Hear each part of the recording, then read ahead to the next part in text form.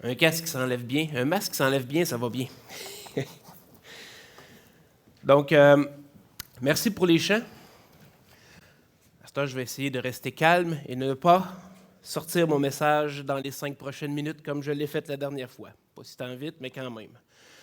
Donc, ça me fait plaisir ce matin de me retrouver devant vous pour la continuité de notre étude de la première lettre aux Corinthiens. Et c'est ça. Dans les dernières semaines, Stéphane et Denis ont parlé des chapitres 8 et 9. Et aujourd'hui, on va débuter l'étude du dernier chapitre qui touche la liberté chrétienne, le chapitre 10. Donc, la parole de Dieu nous instruit sur les choses, la parole de Dieu nous instruit sur tout ce qui est droit devant l'Éternel. Nous savons par la lecture de sa parole ce que Dieu aime de ce qu'il n'aime pas, le bien du mal. Dans les chapitres 8 à 10 inclusivement, Paul nous donne une ligne de conduite. Et dans le chapitre 8, il nous dit que dans les zones grises, nous sommes libres.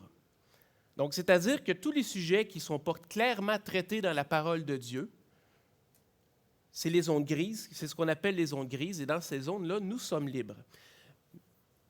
Au chapitre 8, Paul, par exemple, nous donne 2 principes pour aller avec ça. C'est-à-dire qu'en tant que chrétien, on a la liberté, et si ce n'est pas mal bibliquement parlant et moralement parlant, on a le droit de le faire. Mais essentiellement, il y a 2 choses qu'il faut considérer et 2 choses qui viennent déterminer si on peut le faire. Premièrement, même si c'est techniquement correct, comment ça va affecter les autres si on le fait? Et deuxièmement, si c'est moralement ou techniquement correct, quel effet ça va avoir sur nous? Il y a donc 2 considérations à prendre lorsqu'on parle de quelque chose que la Bible n'interdit pas. C'est comment ça va nous affecter, comment ça va affecter les autres et comment cela va nous affecter. Dans le chapitre 9, à travers la défense de son apostolat, Paul montre l'utilisation qu'il fait, lui, de sa liberté et il nous encourage à la rigueur, comme le fait un athlète lorsqu'il se prépare pour les Jeux. Et dans le chapitre 10, Paul explique comment une mauvaise utilisation de notre liberté peut nous disqualifier ou nous faire tomber dans le péché.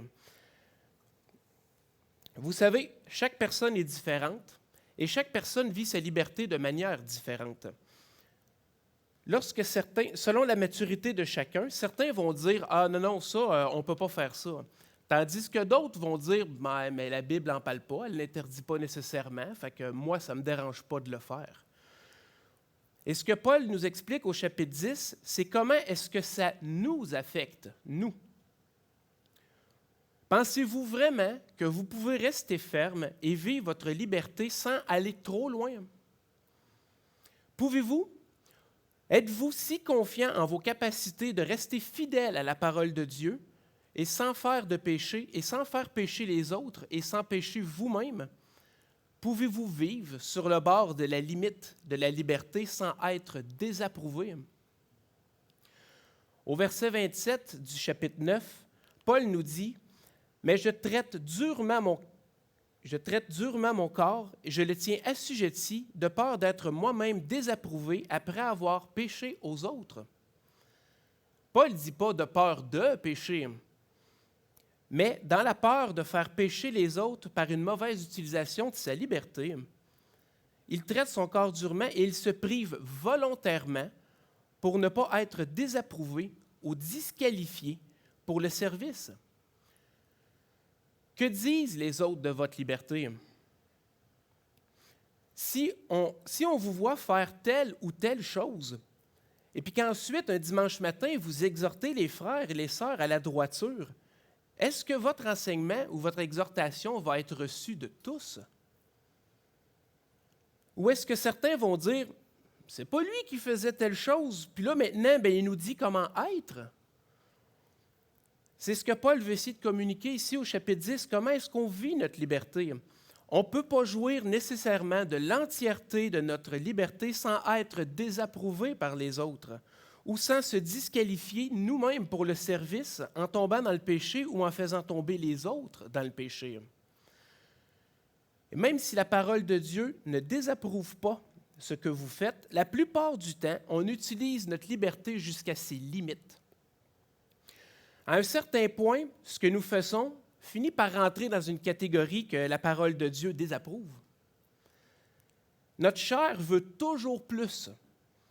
Et ce qu'elle ne peut avoir, elle le convoite. Et lorsque la convoitise entre dans le cœur, elle enfante le mal. Et c'est pourquoi au verset 12, Paul écrit, y est-il le verset 12? « Ainsi donc, que celui qui se croit être debout ne prenne garde de tomber. » Et ce verset-là, c'est la synthèse des 11 premiers versets qu'on va voir dans le chapitre 10. Après les avoir vus, nous devrons nous demander si on peut vraiment vivre librement sans se mettre nous-mêmes en danger. Est-ce que notre liberté fait jaser ou tomber les autres chrétiens qui nous regardent? Est-ce que ma vie me met dans une position où je suis à risque de pécher et ainsi être disqualifié pour le service? Et là, je parle de service depuis tantôt, mais par service, je n'entends pas nécessairement servir comme avoir un ministère public ou un ministère dans l'Assemblée. La Bible nous dit que nous sommes des sacrificateurs, des ouvriers envoyés pour semer la bonne nouvelle du salut en Jésus. Ne sommes-nous pas des adorateurs qui doivent lui rendre gloire? Êtes-vous qualifiés en ce moment pour remplir ce rôle? Est-ce que votre cœur est entier pour le Seigneur ou est-ce que vous attendez juste la fin de la réunion pour passer à autre chose?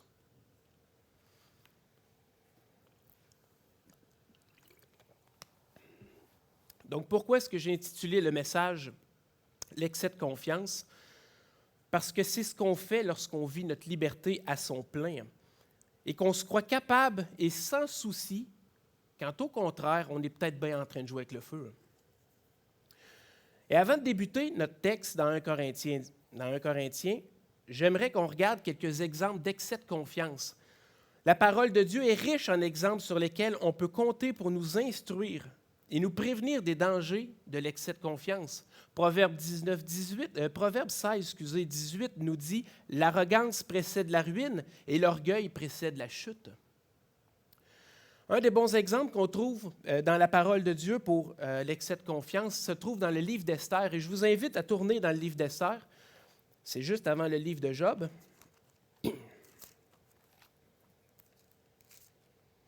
Et dans le livre d'Esther, on voit un homme qui s'appelle Aman, un homme qui se trouvait au-dessus de plusieurs, et dans les bonnes grâces du roi Assuérus. Et non seulement Aman, dans l'histoire qu'on va voir, a fait préparer un bois, c'est-à-dire un poteau, pour faire pendre Mardochée, mais il a aussi fait le plan d'éliminer tous les Juifs du royaume de Perse. Donc, on peut voir dans le chapitre, je crois que... Donc, c'est ça, l'histoire d'Esther, c'est Esther était une Juive, elle n'était pas reine, en passant, ça commençait avec la reine Vasthi, et lors de célébrations que le roi Assuérus a données, la reine Vasthi a refusé de se présenter devant le roi, parce que le roi, lui, voulait montrer toute sa beauté, et il a fait appeler la reine. Probablement que ça aurait été une expérience un peu humiliante pour elle, vu les conditions de l'époque. Il aurait probablement montré toute sa beauté. Donc, la reine Vasthi a refusé de le faire. Et là, les sages de la place ont commencé à dire « Wow, minute, là, on fait quoi avec ça? » Parce que ce que la reine fait, le peuple le fait. Donc, si la reine refuse de répondre à l'appel du roi, comment est-ce que la femme va refuser de répondre à l'appel de son mari? Donc, ce qui a été décidé, c'est que la reine Vasthi serait écartée du trône et le roi Assuérus s'y met à la recherche d'une nouvelle reine. Donc, il a envoyé des lettres partout pour pouvoir justement trouver celle qui serait sa nouvelle reine. Et on peut voir à la fin du chapitre 2, vers le verset 17, le roi aima Esther plus que toutes les autres femmes, et elle obtint grâce et faveur devant lui, plus que toutes les autres jeunes filles. Il mit la couronne royale sur sa tête et la fit reine à la place de Vasthi. Ensuite de ça, s'ensuit quelques temps plus tard les événements qui vont ici être intéressants pour l'histoire de Haman. Au verset 21, donc chapitre 2, verset 21, « Dans ce temps, comme Mardochée était assis à la porte du roi, Bidgam et Téresh, deux eunuques du roi, gardes du seuil, cédèrent à un mouvement d'irritation et voulurent porter la main sur le roi Assuérus. Mardochée eut connaissance de la chose et en informa la reine Esther, qui le redit au roi de la part de Mardochée. Les faits ayant été vérifiés et trouvés exacts, les deux eunuques furent pendus à un bois, et cela fut écrit dans le livre des chroniques en présence du roi. » Donc Mardochée ici vient d'empêcher un complot contre le roi. Pour le moment, l'information se termine là. Ensuite, chapitre 3, verset 1er. « Après ces choses, le roi Assuérus fit monter au pouvoir Haman, fils d'Amadatat, l'Agagite. » Excusez, ce n'est pas des noms évidents. Il l'éleva en dignité et plaça son siège au-dessus de ceux de tous les chefs qui étaient auprès de lui. Tous les serviteurs du roi qui se tenaient à la porte du roi fléchissaient le genou et se prosternaient devant Haman, car tel était l'ordre du roi à son égard. Mais Mardochée ne fléchissait point le genou et ne se prosternait point. Et les serviteurs du roi qui se tenaient à la porte du roi dirent à Mardochée, « Pourquoi transgresses-tu l'ordre du roi? » Comme il lui répétait chaque jour et qu'il ne les écoutait pas, ils en informèrent Haman pour voir si Mardochée persisterait dans sa résolution, car il leur avait dit qu'il était juif. Et Haman vit que Mardochée ne fléchissait point le genou et ne se prosternait point devant lui. Il fut rempli de fureur. Mais il dédaigna de porter sa main sur Mardochée seul, car on lui avait dit de quel peuple était Mardochée. Et il voulut détruire le peuple de Mardochée, tous les Juifs qui se trouvaient dans tout le royaume d'Assuérus. Donc, non seulement Haman s'est mis en fureur contre le fait que Mardochée ne se prosternait pas devant lui, mais il a en plus transposé sa fureur à tout le peuple juif, au grand complet. Et dans l'histoire ici, il faut savoir que Esther n'avait pas révélé qu'elle était juive à ce moment-ci de l'histoire, et c'est Mardochée qui lui avait demandé de ne pas révéler ses origines. Donc, de fil en aiguille, comme que ça va, Haman rencontre le roi Assuérus, il lui dit, « Il y a un peuple parmi ton peuple qui ne respecte pas tes lois. » Mais il ne dit pas c'est quel peuple. Et il lui dit, « Il faudrait peut-être juste s'en débarrasser. » Donc, le roi donne son accord, donne son anneau et dit à Haman, « Fais ce que bon te semble. » Donc, Haman commence à faire Haman commence à préparer des plans justement pour éliminer tous les Juifs du royaume de Perse, et ça finit par tomber aux oreilles de Mardochée qui, encore une fois, en parle à Esther. Esther a le courage de convoquer le roi pour un repas en présence d'Haman pour lui faire part justement de ses inquiétudes, parce que là, Esther sait que tout son peuple va perdre la vie. Donc, il y a des rencontres dans le premier souper qu'elle fait. Esther invite uniquement le roi et Haman. Et Haman sortit de ce jour-là joyeux et le cœur content de ce festin qu'il avait eu avec la reine et le roi. Mais lorsqu'il vit à la porte du roi Mardochée qui ne se levait ni se remuait devant lui, il fut rempli de colère contre Mardochée encore une fois. Et là, excusez-moi, je suis rendu dans le chapitre 5 au verset 9. Il sut néanmoins se contenir et il alla chez lui, puis il envoya chercher ses amis et Zeresh, sa femme. Haman leur parla de la magnificence de ses richesses, du nombre de ses fils, de tout ce qu'avait fait le roi pour l'élever en dignité et du rang qu'il lui avait donné au-dessus des chefs et des serviteurs. Et il ajouta, « Je suis même le seul que la reine Esther a admis avec le roi à un festin qu'elle a fait, et je suis encore invité demain pour la même chose. Mais tout cela n'est d'aucun prix pour moi, aussi longtemps que je verrai Mardochée le Juif assis à la porte du roi. » Et c'est là que sa femme et ses amis lui proposent, « Fais monter un bois et fais-le pendre. Demain, avant d'aller au festin, demande au roi de faire pendre Mardochée. » Ça donne que cette nuit-là, le roi a eu une insomnie, puis pour combattre l'insomnie, quoi de mieux que de lire les chroniques? Donc le roi fait lire les chroniques devant lui et il retombe devant cette histoire où Mardochée avait prévenu un complot contre lui.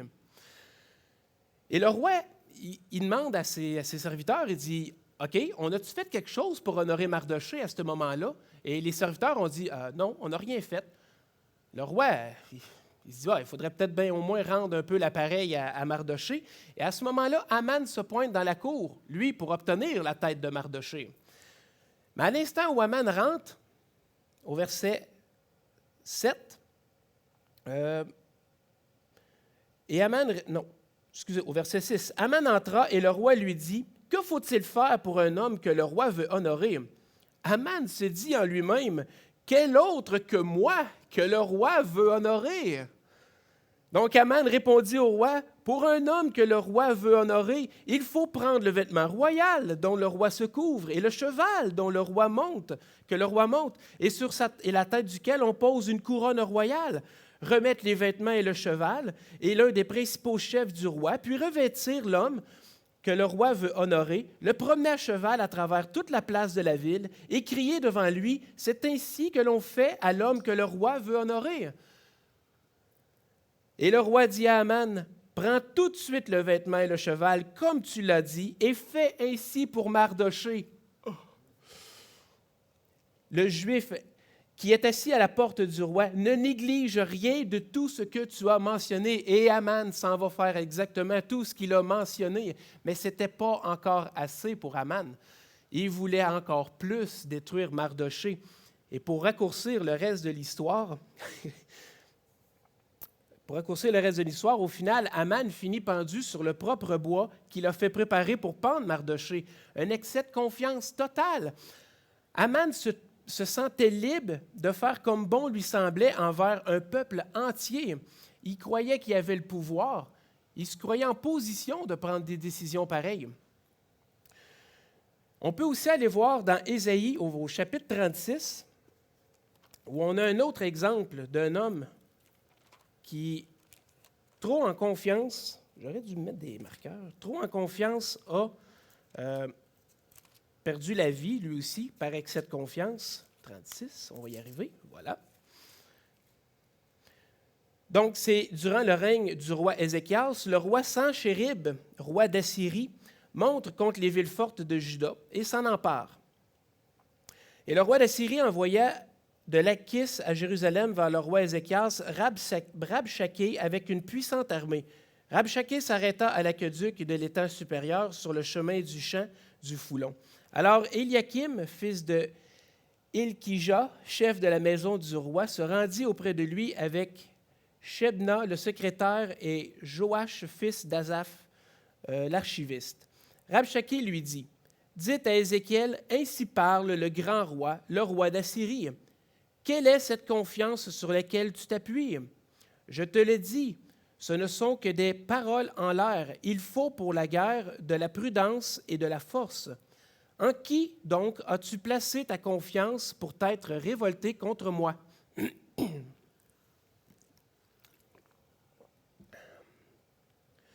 Voici, tu as placé ta confiance, voici, tu l'as placé en Égypte. Tu as pris pour soutien ce roseau cassé qui pénètre et perce la main à quiconque s'appuie dessus.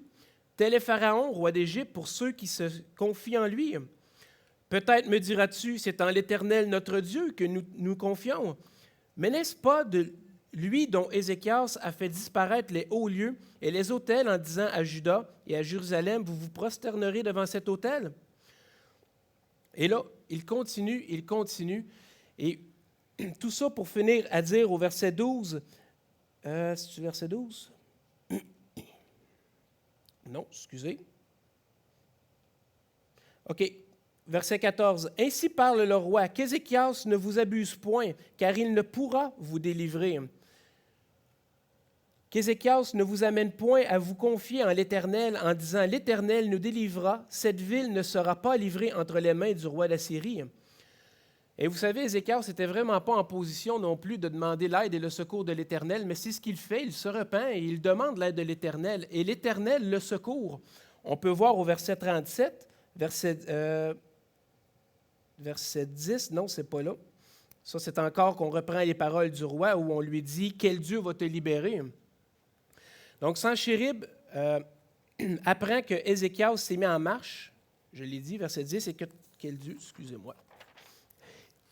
Si Senchérib, OK, c'est ça. Donc, Senchérib, lui, pensait que, comme toutes les autres nations qui entouraient, toutes les autres nations qui avaient conquises, et sa confiance était là. Il avait conquis beaucoup de nations qui avaient des dieux, des petits dieux. Et là, il s'en prenait contre Israël. Et pour lui, c'était un dieu comme tous les autres. Là. C'était un dieu de pierre ou un dieu de paille ou un dieu de bois, peu importe. Mais ce que Senchérib a découvert, c'est qu'il avait cogné à la mauvaise porte. Il a découvert que le Dieu qui protégeait Israël, c'était le Dieu vivant, le Dieu qui délivre. Et puis après avoir perdu dans cette nuit-là, au moment où il voulait assiéger la ville, 185 000 soldats par la main de l'ange de l'Éternel, il a aussi ensuite perdu la vie dans sa retraite, tué par ses fils, tel qu'il avait été prédit aussi. Et si on peut voir aussi un dernier avec cette confiance plus récent, si je pourrais dire celui-là, tourné dans Matthieu 26. Voyons. Après l'institution de la scène, Jésus et ses disciples s'en vont vers la montagne des Oliviers. 26, 31. Alors Jésus dit, « Je serai pour vous tous cette nuit une occasion de chute, car il est écrit, « Je frapperai le berger, et les brebis du troupeau seront dispersées. Mais après que je serai ressuscité, je vous précéderai en Galilée. » Pierre, prenant la parole, lui dit, « Même si tu étais pour tous une occasion de chute, tu ne le seras jamais pour moi. » Jésus lui dit, « Je te le dis en vérité, cette nuit même, avant que le coq chante, tu me renieras 3 fois. » Excusez, je n'avais pas avancé ma présentation. Donc, et c'est exactement ce qui est arrivé. Hein. Avant même que le coq chante, Pierre a renié 3 fois appartenir et faire partie de ceux qui entouraient Jésus. Il a renié 3 fois qu'il était un disciple du Seigneur. Pierre était probablement très sincère dans ses paroles, de vouloir suivre le Seigneur, coûte que coûte, peu importe ce qui arrive, mais avant même qu'il s'en rende compte lui-même, il l'avait renié 3 fois. Donc Pierre était confiant en lui, mais il est tombé pareil. Donc, vous voyez que la Bible nous met sans cesse en garde contre les excès de confiance. On a plein d'exemples, et puis j'en ai passé, il y en a beaucoup d'autres dans la parole. Mais maintenant, on va regarder pourquoi l'excès de confiance et comment Paul l'amène aux Corinthiens. Donc, vous pouvez tourner dans 1 Corinthiens 10, et nous allons lire les versets 1 à 6. Oups, tournez trop vite. Frères, je ne veux pas que vous ignoriez que nos pères ont tous été sous la nuée, qu'ils ont tous passé au travers de la mer, qu'ils ont tous été baptisés en Moïse, dans la nuée et dans la mer, qu'ils ont tous mangé le même aliment spirituel et qu'ils ont tous bu le même breuvage spirituel, car ils buvaient à un rocher spirituel qui les suivait, et ce rocher était Christ. Mais la plupart d'entre eux ne furent point agréables à Dieu, puisqu'ils périrent dans le désert. Or, ces choses sont arrivées pour nous servir d'exemple, afin que nous n'ayons pas de mauvais désirs, comme ils en ont eu. Avant de vous rapper les versets 1 à 6, on va prendre le temps de les analyser. Parce que moi, c'est en les analysant que j'ai compris beaucoup de choses et que j'ai été très instruit dans la lecture et l'étude du chapitre 10. Donc, pourquoi Paul prend l'exemple du peuple d'Israël? Premièrement, quand on commence ici au début, « Frères, je ne veux pas que vous ignoriez que nos pères ont tous été sous la nuée, qu'ils ont tous passé au travers de la mer. » Paul s'adresse à des Grecs, il s'adresse aux Corinthiens, il ne s'adresse pas à des Juifs. Mais avez-vous remarqué qu'il dit que nos pères? Paul y est juif. Et c'est que Paul, ici, met en relation les Israélites de l'Ancien Testament, ceux de la Première Alliance, avec l'Église du Nouveau Testament, la Nouvelle Alliance. Parce que toutes les deux, et le peuple d'Israël de l'Ancienne Alliance et la Nouvelle Église d'aujourd'hui par la Nouvelle Alliance en Jésus-Christ, nous sommes le peuple de Dieu. Et c'est ce que Paul veut dire ici. Il veut dire, « Je veux que vous sachiez que nos pères ont tous été sous la nuée, qu'ils sont tous passés au travers de la mer. Dieu les a inclus tous. Ils ont tous été délivrés de l'esclavage de l'Égypte par la main miraculeuse de Dieu. Et si certains d'entre eux ont été exclus ou ne sont pas restés inclus à travers tout ça, c'est entièrement dû à leurs propres actions.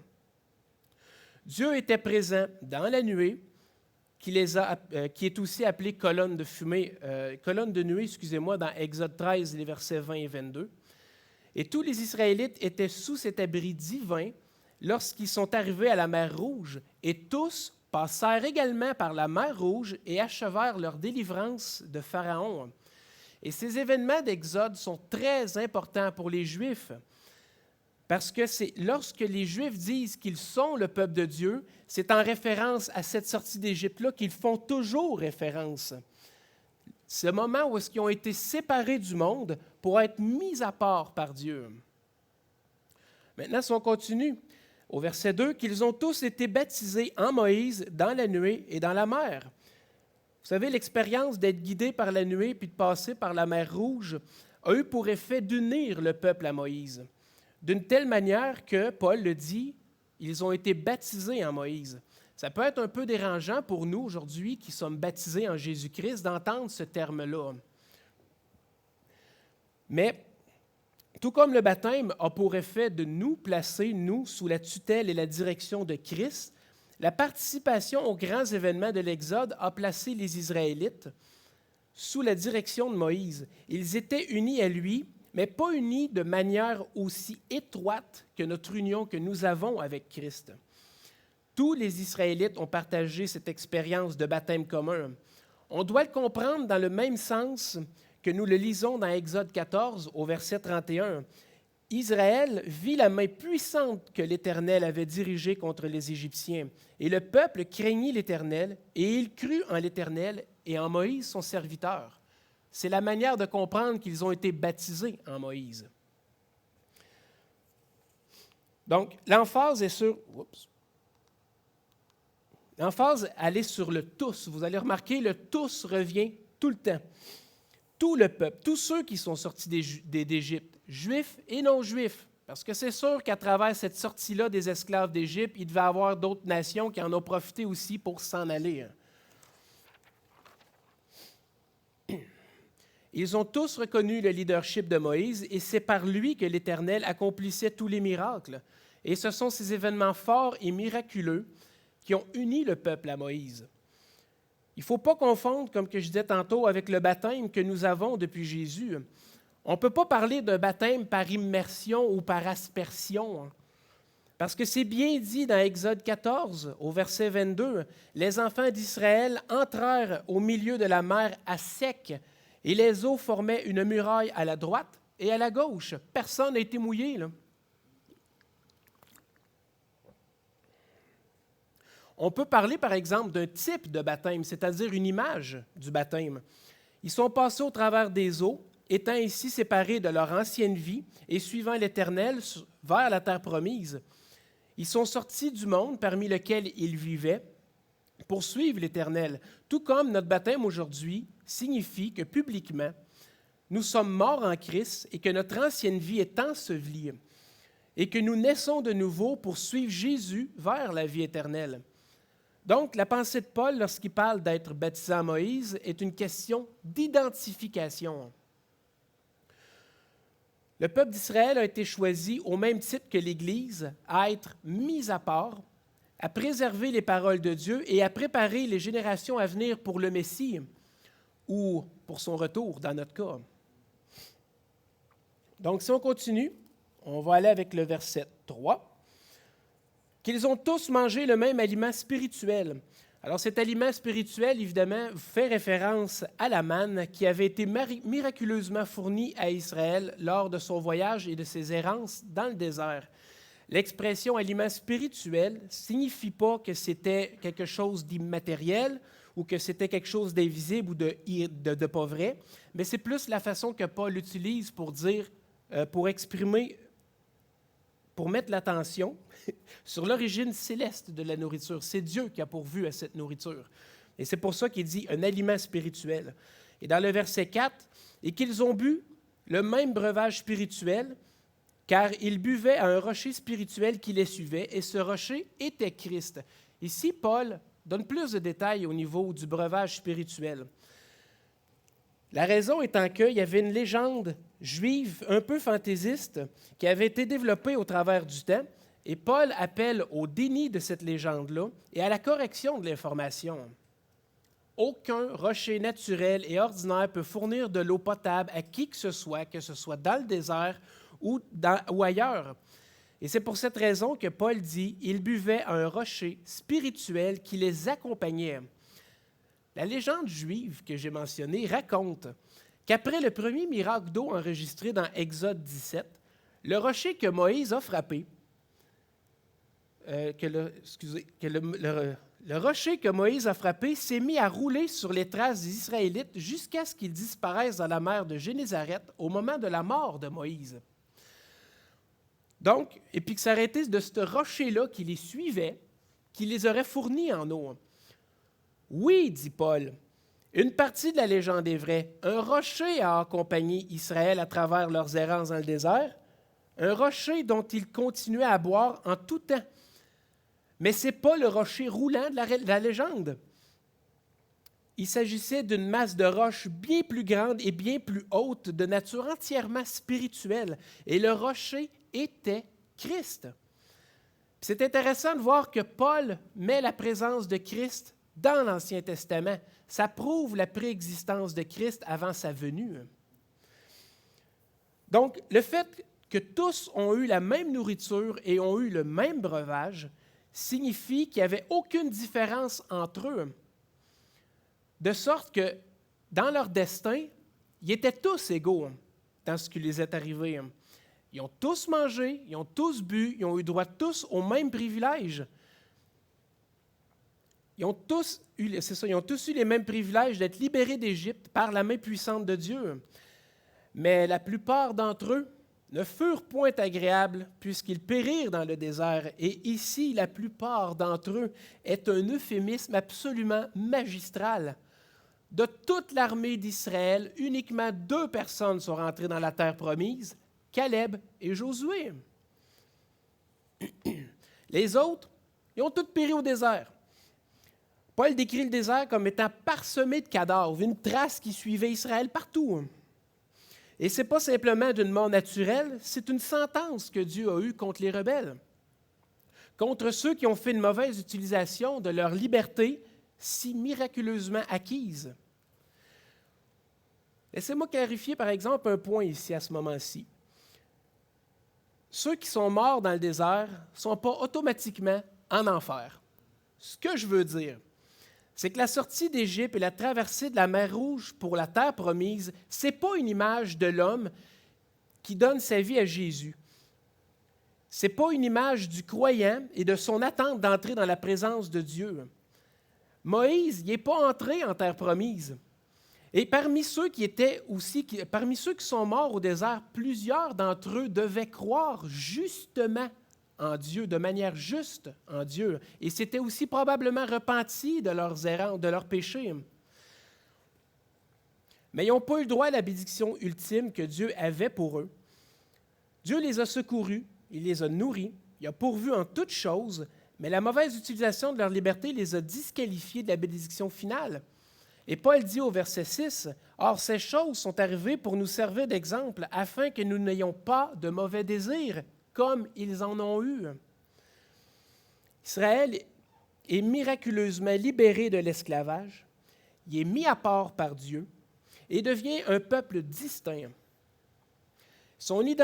Ils sont identifiés à Dieu par son serviteur Moïse, mais malgré cette liberté nouvellement acquise, ils ne perdent pas de temps à avoir des mauvais désirs et à s'y soumettre. Confiants de leur liberté, ils ne se soucient aucunement de l'appel que Dieu a mis devant eux. C'est comme Aman, élevé en dignité au-dessus de tous les chefs. Il a péri à cause de mauvais désirs, en voulant faire mourir non seulement un homme, mais tout le peuple de cet homme-là. Qu'en est-il de votre vie? Vous avez été sauvés par le sang de Christ.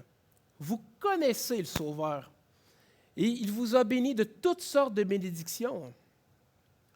Mais est-ce que cette liberté que vous avez maintenant obtenue en Christ vous endurcit le cœur et vous fait oublier par qui et pour qui vous êtes libre? Vous avez été libérés par le sang de Jésus-Christ sur la croix pour la gloire de Dieu. La vraie liberté, ce n'est pas ici sur terre que vous la vivrez, mais lorsque vous serez réunis dans l'éternité avec lui. Maintenant, aujourd'hui, votre vie est pour le service. Elle est pour la lutte, le témoignage, l'annonce du Fils de Dieu. Et Dieu a des bénédictions pour votre vie que nous ne pouvons même... Dieu a des bénédictions pour notre vie qu'on ne peut même pas imaginer. Mais est-ce qu'on se qualifie pour les obtenir? Ou est-ce qu'on fait une mauvaise utilisation de notre liberté? Galates 5.1 nous dit « Et c'est pour la liberté que Christ nous a affranchis. Demeurez donc fermes et ne vous laissez pas mettre de nouveau sous le joug de la servitude. » Rappelons-nous le prix que Christ a payé pour cette liberté et en toute chose, cherchons à lui plaire en ayant une vie digne de son sacrifice. Et si aujourd'hui, tu n'as pas remis ta vie à Christ, il n'est pas trop tard pour le faire. Jésus a payé pour tes péchés. Crois qu'il l'a fait et remets ta vie entre ses mains et rends gloire à Dieu en suivant ses instructions. C'est ce que la Bible demande et c'est la raison pour laquelle Jésus est venu sur la terre. Donc, je vois que j'ai quand même été un peu rapide, mais bon. La semaine prochaine, on va voir 4 choses qui nous disqualifient. Aujourd'hui, on a fait comme une introduction. Je vous ai montré qu'Israël, avec ses mauvais désirs, c'était comme disqualifié de la bénédiction finale. La semaine prochaine, on va voir 4 choses spécifiques qui nous disqualifient et qui nous éloignent des bénédictions que Dieu a pour nous, pour notre vie. Donc, prions. Merci Seigneur Dieu pour ta parole. Merci pour ces exemples. Merci pour toutes ces choses que tu nous donnes et fais en sorte, Seigneur, que tes enseignements puissent descendre dans notre cœur, Seigneur, qu'on puisse bien jouir de cette liberté que tu nous donnes, qu'on puisse l'utiliser pour ta gloire, Seigneur Dieu. Merci pour ton enseignement. Dans le Saint-Nom de Jésus-Christ. Amen.